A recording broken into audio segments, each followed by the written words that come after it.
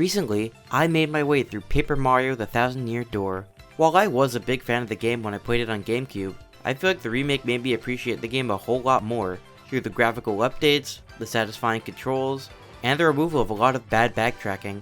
And in playing through the game, I managed to find a bit of value in it, more so than I thought I would initially, especially with the characters.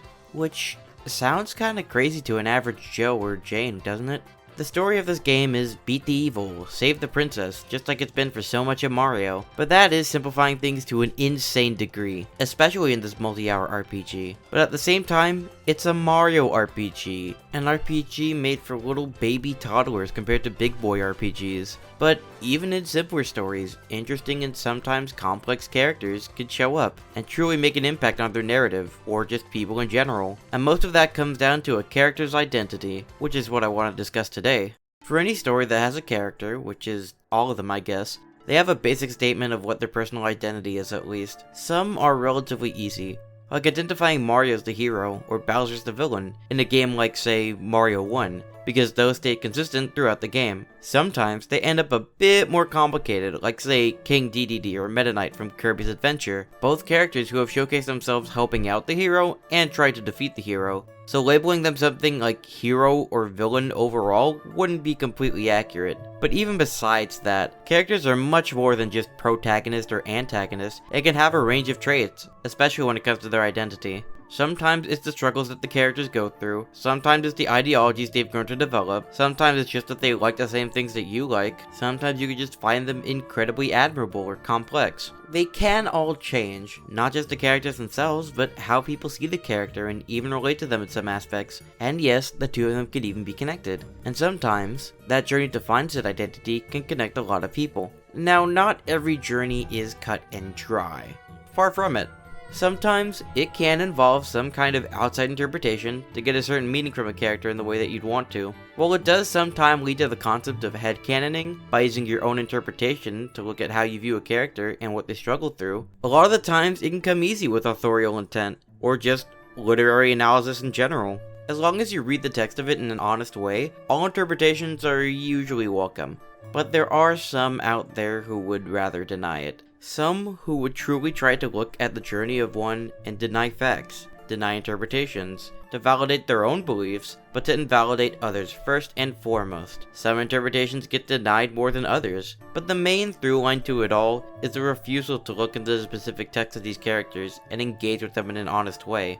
Even in the simplest works out there, and refusing to do so not only disrespects the narrative that they're a part of, but also disrespects their identity as characters. And this comes to a head with Vivian, a character in Paper Mario: The Thousand Year Door, who has suffered a lot from this in one way or another, and one in relation to their story and how it relates to their identity. So I wanted to spend today discussing Vivian, her identity, and what her journey means. At least, my interpretation of the text and what it means to me.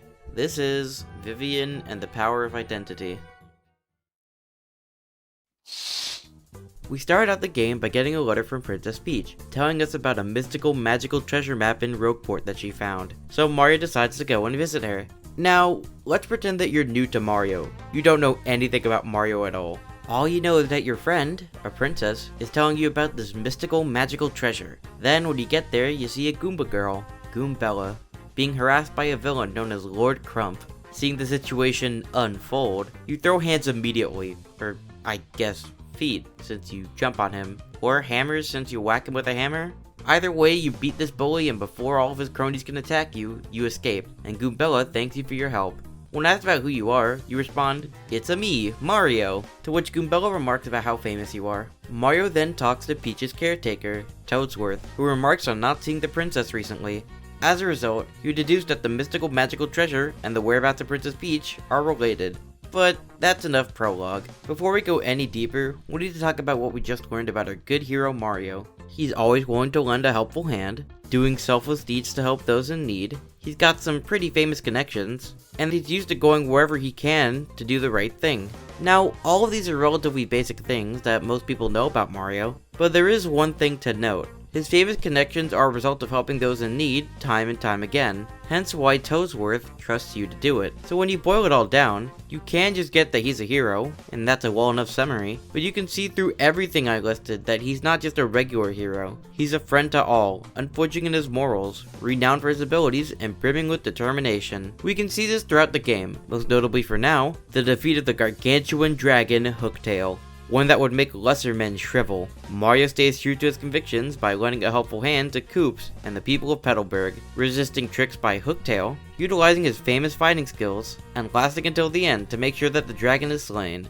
Remember all this for later, but for now, this is where Vivian gets introduced. We start out meeting her in Chapter 2 of the game. The only exposure that we've had to them beforehand is that Grotus, the leader of the X-Nauts, sends them on a quest, and she's just sorta along for the ride. Her only words are, and I think I'm quoting this correctly, and like, how much character can you build from that alone? Once we get to Chapter 2, we get to see how her sisters just don't like her. Or at least Bedlam doesn't. She keeps on getting blamed for everything that wasn't her fault, giving her a Cinderella backstory, despite being on the same side of all of them against Mario. Honestly, there's not much to say here, except that we see the way that Vivian feels mistreated by her sisters. Marilyn doesn't really do anything to stop any of this, and Vivian just sorta takes it. Even when they face Mario, Bedlam refuses to call Vivian a member of the Three Shadow Beauties, because Vivian is seen as ugly to her. Now, could she leave? Honestly, there's nothing truly stopping her, except for the fact that her family is the only one around. And even if it's an incredibly toxic support system, well, it is a support system, the only one she's got. She could go out and find another one, but she values her comfort, her comfortable, non-volatile position, serving Sir Grotus' villainy, but one nevertheless. Also, this is where Goombella identifies Vivian and calls her cute. Of course, this is the counter to Bedlam calling Vivian ugly, that there's people out there that can verify that Vivian isn't ugly, and that she's cuter than Goombella, and that Goombella is jealous. I see what you are.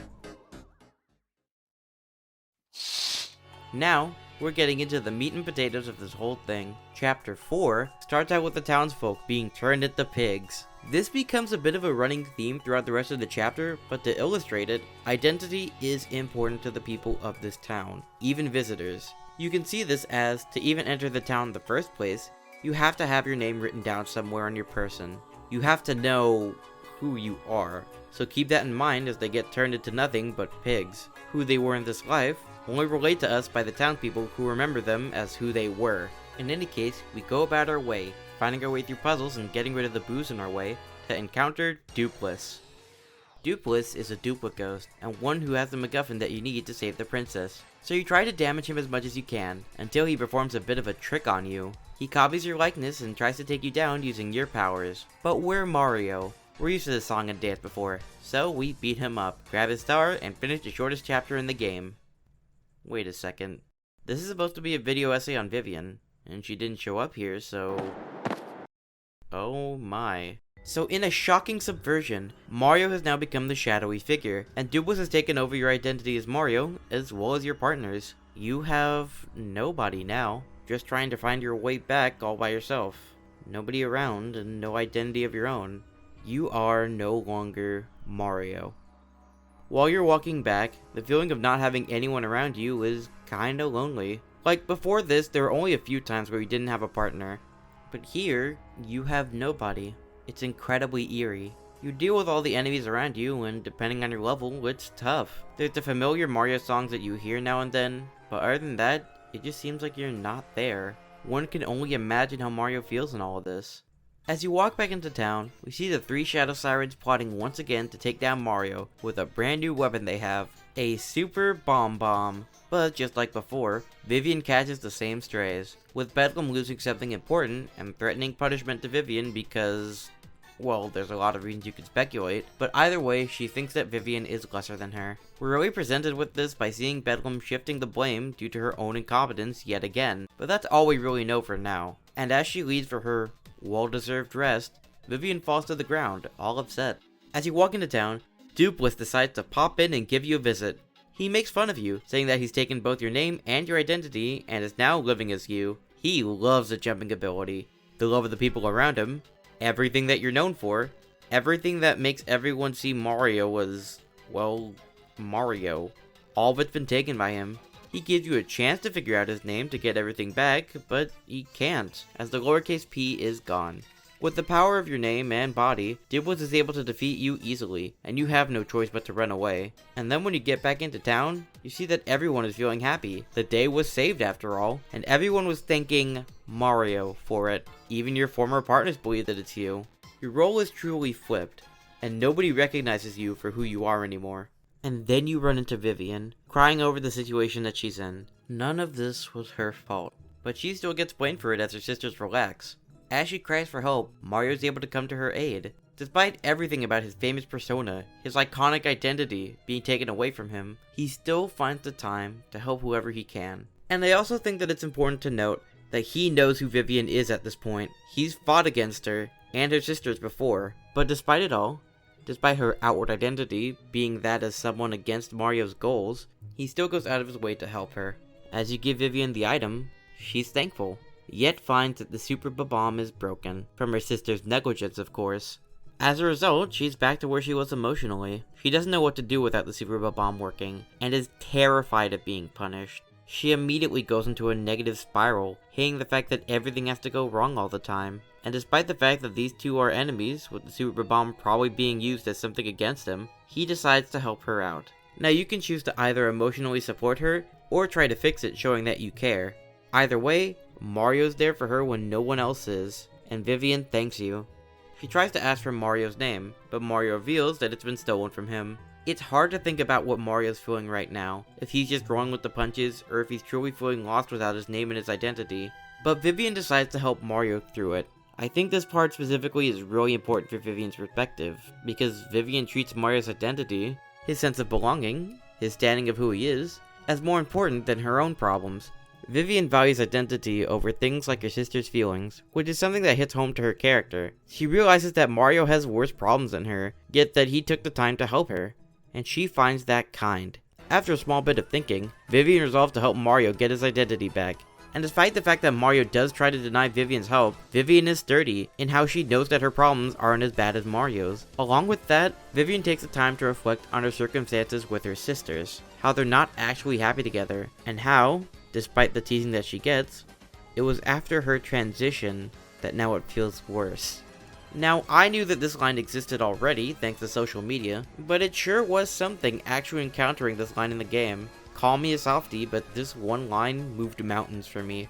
It hits even harder when realizing that she herself was valuing her identity as who she is more so than her own mental well-being. She had a brief support system, but it was an abusive one, in which despite it all, she was constantly bullied. Even with them addressing her new name change, that's the bare minimum. In any case, she has to think about it and decides that she wants to return Mario's kindness, and after giving Mario a little smooch, Vivian joins your party! Even if it might be temporary, it's nice to know that, despite where she comes from, she does have the sense to do the right thing, even if it's for just helping a friend out. She's not as committed to evil as her sisters. Once you and Vivian find Duplis' name, you confront him and cause him to go insane, running all the way back to his home with your partners in tow. Unlike Vivian's identity, or Mario's identity, Duplis' identity is something that takes away his power. It's something that he's so ashamed of that he tries to hide any possibility of anyone finding it out. And who could blame him? After all, he had Mario's identity. Who needs the identity of Duplis? Who indeed? Once you get to him, Vivian realizes that Mario is the one who lost their identity, and believes that she shouldn't stay with him. After all, they're destined to be enemies from what her sisters say, so that short-lived partner is now gone. And Duplis claims that it's the result of him not having Mario's charisma, something that Duplis took for himself, because Duplis believes that the identity of just being Mario is what makes him an inspiration to people that many want to follow. By being Mario, he's owed everything that Mario has. But that's doing a misrepresentation of what identity truly means. We saw this before with how, even without his identity, Mario's still a friend to all, helping those who need help, and trying his best to save the day. And that's what makes him Mario. The reason why Goombella follows him, why Koops follows him, why Flurry and Yoshi follow him, and soon enough, Vivian follows him. Heck yeah! Vivian returns after a few turns as a result of Mario's kindness, apologizing for betraying her sisters, and resolving to stick with her choice and not turn back. After Mario defeats Dupless and gets his identity back, Dupless calls you a killjoy and then runs away. After the partners realize they were wrong, they immediately get suspicious of Vivian's involvement. After all, she's one of the Shadow Trio. Vivian is nervous at first, a little scared of everyone going after her. However, Mario stands up for her, the same way that he did before without his name and face. Vivian seems happy with this, and asks formally if she's allowed to join their hunt for the Crystal Stars. Mario agrees and Vivian feels really happy about it. After Vivian gives Mario the Crystal Star, Mario finally finishes this excursion in Twilight Town, a place where everyone's identities have been stolen, where everything seemed dire even after everything was saved, with someone who takes people's identities away, being defeated by the ones who have identity conflicts of their own, and by assuring themselves of who they really are, they're able to save the day. Now, throughout the rest of the game, Vivian does stop her sister before she does things like blowing up a train and infiltrating the base of Grotus, the one who orchestrated the plot of this entire game. In doing so, they run into friends like Bobbery, who wants to reject the call of the seas, something that defines his life, as a result of his wife passing away. We meet Flavio, a man who came from a lineage of brave adventurers and rides off of that glory, until he was put in the worst possible scenario and had to give up the one thing that he had in order to begin a true life of adventuring anew. They run into Dupless and Bedlam again, one using their identity to pose as a famous celebrity, and Bedlam trying to blow up the train. They meet TEC, a computer that was programmed to serve Grotus, and was hard reset to do so by the end of the game. And yet, due to the power of love, he was able to fight his programming and do what was right, for the sake of Princess Peach. And this is before revisiting the other party members, a Koopa that wants to be a brave hero, an actress yearning for adventure, a Goomba trying to find the secrets of the Thousand-Year Door, a Yoshi wanting to be a big brave fighter just like Mario. But eventually we do it. We make our way to the Thousand-Year Door. And as we make our way through, we get stopped yet again by our sisters. But not just our sisters, but Dupless as well. It seems as if stealing the identity of Mario wasn't enough, but now he's stealing the former identity of Vivian, as a Shadow Siren, one that she discarded so long ago, and one that Dupless decided to take just to belong anywhere, and one where he's not even allowed to say his name, the one thing that he didn't want anyone to say in the first place, yet he seems to want to go by it now. And even if he wants to be evil and stick by Bedlam, Bedlam still makes him feel like trash for even speaking, which seems kinda poetic, seeing the relationship that Vivian was in being fulfilled by another, one who's known for switching roles on the dime, and yet even in that role, he can't find comfort in his identity, all thanks to Bedlam. And even when you tattle him after the fact, Goombella questions if he's even right in the head. While it may be referring to something like being a part of the Shadow Sirens and being abused by Bedlam, it could also be that his lack of a true identity made him want to latch onto anything that he could with any similarities to him, no matter the type of person that they are, which is why he's staying, unlike Vivian, who is so sure of who she is that she rejected staying with Bedlam to deal with all her evil. Anyways, they're nothing compared to Mario and the crew, so we end up destroying them. And now we're on to the ending. Grotus summons the Shadow Queen to do his bidding, and she kinda looks familiar. And when Bedlam comes in to reveal that this was her true purpose all along, even Vivian is shocked. This was Vivian's whole purpose all along, one hidden away from her by the villainous Bedlam, who is more than eager to stand by the Shadow Queen's side. This is what it meant to be a part of the Three Shadows. And this part just says it all. Vivian's supposed unchanging identity was that as a villain, and there's no circumstance more adverse, so against her newfound heroism, than to be recruited for the sole purpose of darkness. Now, I would say that they're all related, but to my knowledge, there's been nothing that officially states that they're related, though it's easy to make that conclusion. But if they are related, or if that's a personal headcanon of yours, then it becomes even more adverse, being born specifically to plunge the world into darkness. In any case, it seems like the end is near for our heroes, as there's nothing they could do to deal with the overwhelming power that the Shadow Queen has. And that's when everyone prays for their safety and their success. And they're from all around the world. Everyone ends up thinking about Mario and the rest of the party as the Crystal Stars travel the world, gathering the hopes and prayers of everyone around. All the people who know certain party members end up talking about them and wishing them luck, from the Petalburg citizens wishing for Koops to return home safe, to the Puties thinking about Flurry, and even some support for Vivian from someone in Twilight Town. And this blew my heart wide open. Let's be clear when talking about this. Throughout their journeys, everyone has had at least one person who believes in them, who cares for them, to hope that things get better. The only people that Vivian would have known were the ones rooting against her now, where her journey ended up with her gaining someone outside of her family, the people who she spent most of her mission tethered to acknowledge her, to stand by her and hope for her safety, to pray for her safety. Even with everything said and done, people still consider her a hero, a savior alongside the most famous one that the entire world knows, Mario. With the encouragement of everyone by their sides, our hero ends up defeating the Shadow Queen, and Mario and Peach have to return home. But not before we get a line about Vivian, maybe sort of having affection for Mario, but then dismissing it, as she knows that Mario and Peach are a good couple. To be fair, Mario is her knight in denim overalls, one who saved her from initially thinking about her life and her past as a member of Bedlam's group. But now that we're at the end of this journey, it's clear that Vivian isn't just that anymore. She doesn't need Mario anymore. Even though Where Are They Now recap, while she does end up going back to her sisters, it's clear that she doesn't need their approval. In fact, she's testing them to see if they can hold their end of the deal to not be evil. It's clear that even if she doesn't, she still has a support group via the people in Twilight Town, and partners like Goombella who she still has contact with. But this is her returning the kindness that she's been given by others. By having people who support her, she wants to return it to her family members, the same family members who have nobody else to turn to anymore, and are looking for that fresh start, that change in identity that Vivian was able to accomplish. The reason why I think Vivian embraces the themes of Thousand Year Door the most is because her entire journey involves flipping perceptions that everyone has on their heads, that your identity is never set in stone. Whether you're a cowardly Koopa who braves journeys to save those in need, a Goomba researcher who stays in this dingy, depressing town to find the truth behind history, a retired actress rediscovering her motivation through a globe-trotting journey and getting back into her acting career, a hot dog ingredient who became a legendary fighter in the Glitz Pit, a villain known for stealing identities, eventually realizing that he wants to use his power for good, and joins an acting troupe, an infamous badge thief who just wants to support her family's business, a Babam losing his passion for the sea, only for his wife to reignite that same flame that he had for life, a computer programmed to be nothing but a villain, but turning to good after understanding what love is, or a creature born from the same evil that threatened the world, eventually realizing that it isn't her only path forward, her only path to finding friends or family, her only goal in life. She can change to be as authentic as she wants to be,